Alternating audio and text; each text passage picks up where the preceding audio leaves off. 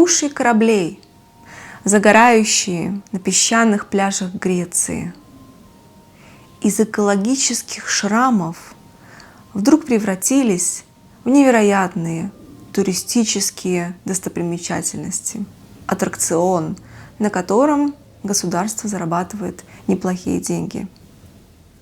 Как такое могло случиться? Почему нас привлекают эти ржавые монстры? Вышли из воды, мы видим их киль, насколько величественные, огромные эти ржавые громадины. И это нас привлекает. Почему нас это привлекает? Сегодняшнее видео об этом. Вы смотрите Эврика News, и сегодня мы поговорим о затонувших кораблях.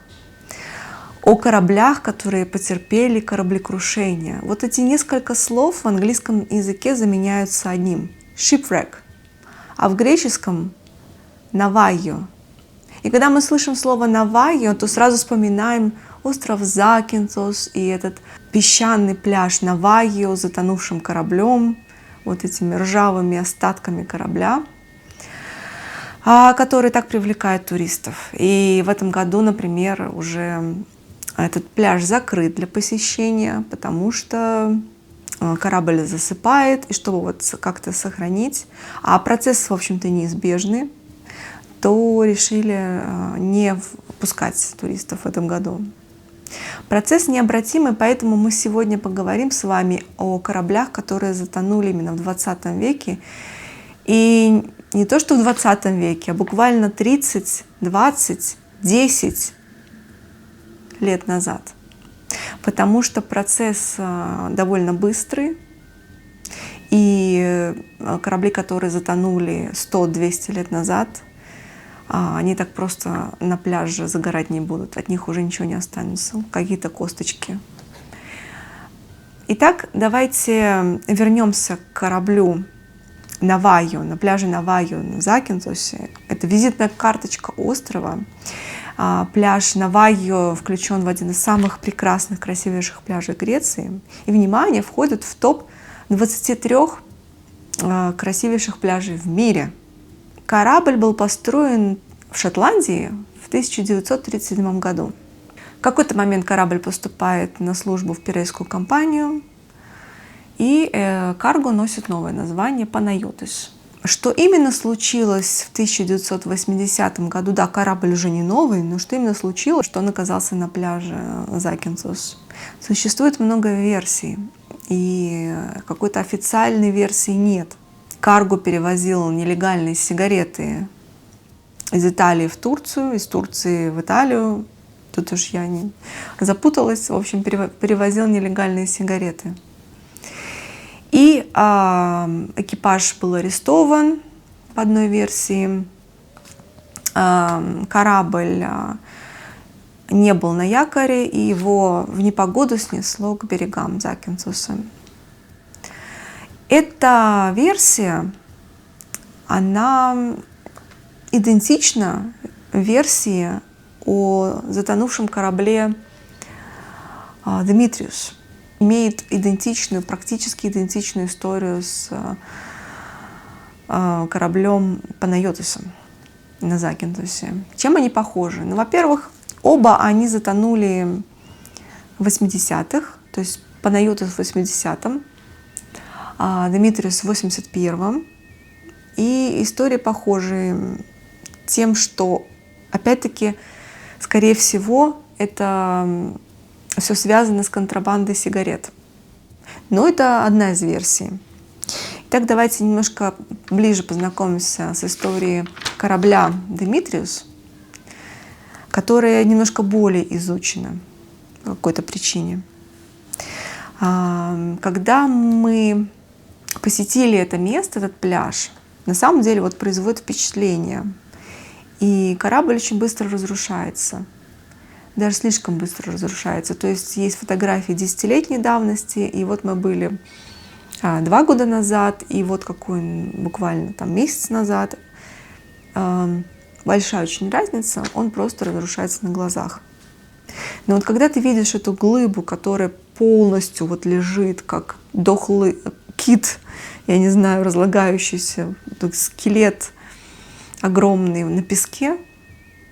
И ты видишь это издалека, и ты понимаешь, насколько это все масштабно и красиво, потому что корабль «Димитрис» 67 метров в длину, то есть довольно внушительный корабль, карго. Он не настолько пожилой, как корабль «Панайотис», он был построен всего лишь в 1950 году в Дании. В 1965 году он был продан в Пирей Элиасу Кондосу, в пирейскую компанию. И с 1965 года по 1980 год он трудился на благо Греции. И вот что случилось в 1980 году. Две версии. Первая версия, что корабль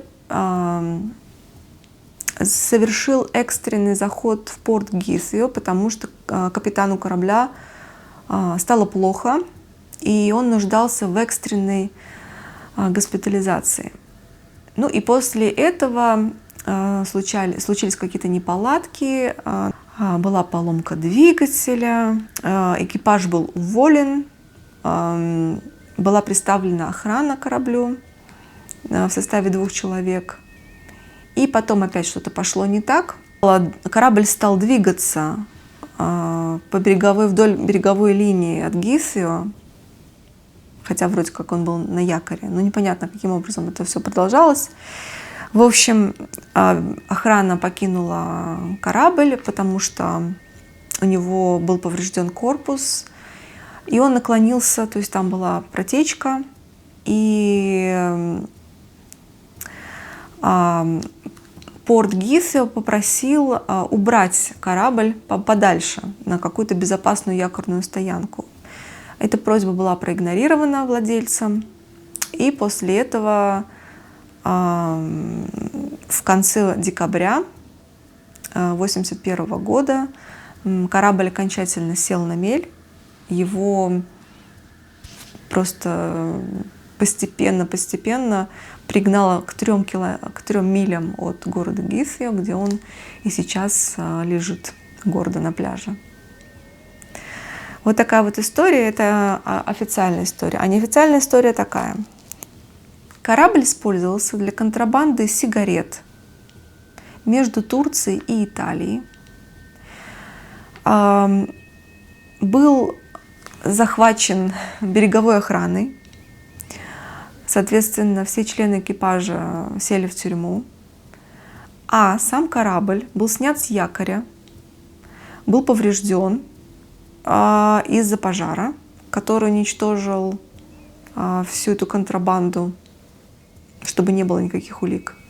И после пожара его постепенно отнесло в сторону пляжа, где он сейчас находится, в нескольких километрах от города Гисио. Вот такая вот неофициальная история. И, скорее всего, она самая правдивая, на мой взгляд, потому что другая кажется немного странной, очень странной. Вот так вот эта вот история объединяет 2 корабля, один из которых очень известный, а второй в таком небольшом забвении. Но это и не единственная история.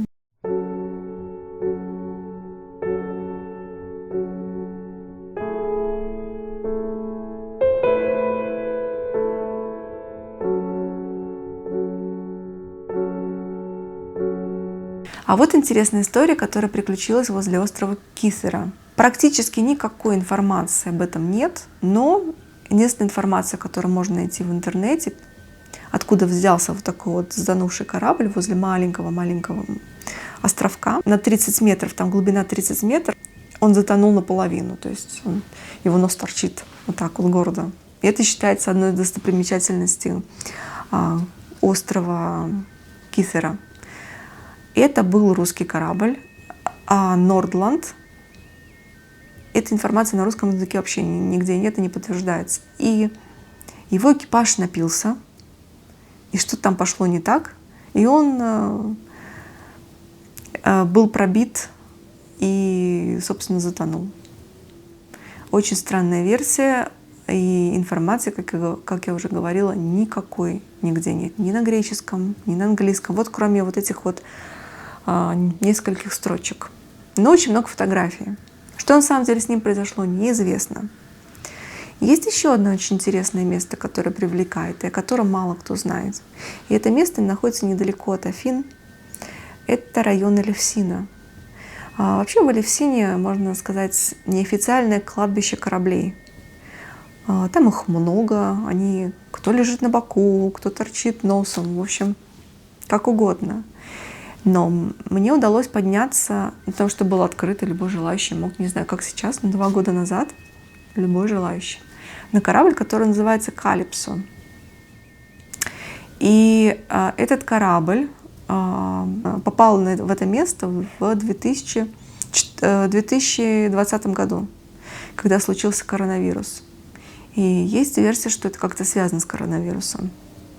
У него случилась какая-то поломка, одно за другим неприятности, и вот он оказался на кладбище кораблей. И мародеры уже оттуда вынесли все, что только можно. И все равно там находилось... У меня об этом есть, кстати, видео. Будет ссылочка в описании или сверху. Как мы зашли туда, немножко там поснимали. И даже, в принципе, его можно восстановить запросто. Но я думаю, что этого уже не случится. Очень жаль, что так быстро и так нелепо заканчивают свою жизнь корабли. Кроме него, там еще есть и другие, которые уже на берегу, которых можно обойти. Возле некоторых из них прямо нефтяные пятна, просто видно, вот как она разлилась, эта нефть. Ну, ее как-то так немножко так прибрали. Есть еще одно, кстати, место, которое, можно сказать, тоже такое небольшое неофициальное кладбище кораблей. Это Драпецона, парк Липазмута. Это был завод по производству удобрений. И такой небольшая такая марина индустриальная. И вот там тоже можно найти мертвые корабли и нефтяные пятна. Так вот, к чему я, собственно, к чему все это видео, к чему пришел весь наш разговор, какой кульминации.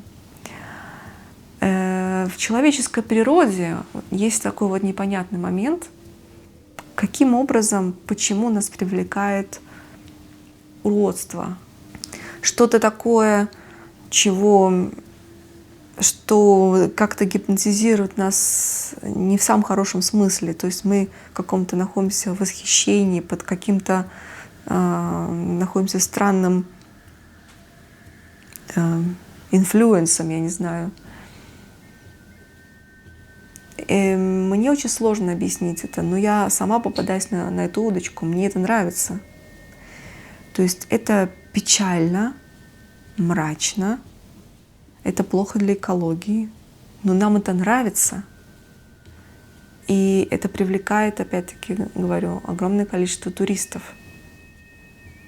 Вот этот корабль на Кифере, да, который практически в вертикальной позиции находится, который затонул буквально недавно, в 2000 году. Это место притяжения дайверов. И еще, конечно, много есть других кораблей. Там на севере Эви, там тоже есть места. Но они уже полностью в воде. Тоже привлекает дайверов. Или, например, Британика, которая затонула возле острова Кей. Но она на глубине находится. Напишите, пожалуйста, в комментариях, что вы думаете по этому поводу, почему нас это привлекает. Хотя, если вдуматься, ничего привлекательного в этом нет. Это против природы. Мне будет интересно ваше мнение. И хочу еще сказать, что довольно много написано книг на эту тему на греческом. И я хотела бы порекомендовать книгу Христоса Дуккиса, которая называется «Кораблекрушение в греческих морях». Вот. Там подробно описывается очень много интересных случаев на островах, и не только.